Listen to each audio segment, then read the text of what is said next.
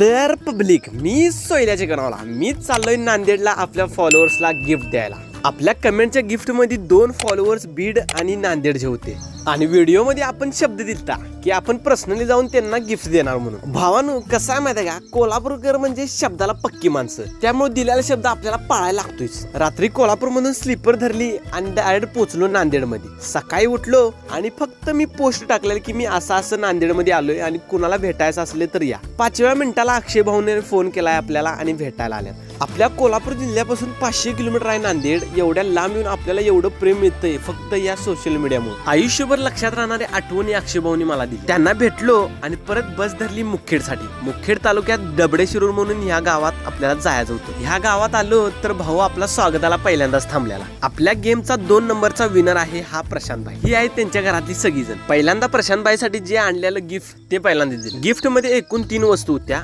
पहिलं होतं खजूर. नवरात्रांचा उपवास असल्यामुळे त्यांच्यासाठी खजूर घेऊन आलतो. दुसरी गोष्ट होती चहाचा कप होता. त्यामध्ये त्यांचा फोटो आणि आपली इंस्टाग्रामची आयडी कायम आठवणीत राहण्यासाठी मी हे बनवून घेतलेलं. आणि तिसरी गोष्ट म्हणजे आपल्या सगळ्या जगात फेमस असलेलं कोल्हापुरी पायतान. मला वाटतं गिफ्टची किंमत बघण्यापेक्षा त्यातील प्रेम बघावं. कायम लक्षात राहण्यासारखी गोष्ट मी त्यांना दिली आहे. प्रशांत भाई आणि त्यांची फॅमिली म्हणली की तुम्ही आमच्यासाठी एवढ्या लांब आला हेच आमच्यासाठी खूप मोठी गोष्ट आहे. त्यांच्या घरात त्यांनी मला एवढं प्रेम दिलं, मी दुसरा मुलगाच असल्यासारखं त्यांनी मला सांभाळ. आयुष्यभर लक्षात राहणाऱ्या आठवणी त्यांच्याकडून मी घेतल्या आणि चाललो बीडला. उद्याच्या व्लॉग मध्ये बघा की बीडच्या फॉलोअर्सला गिफ्ट देताना काय घडलं ते.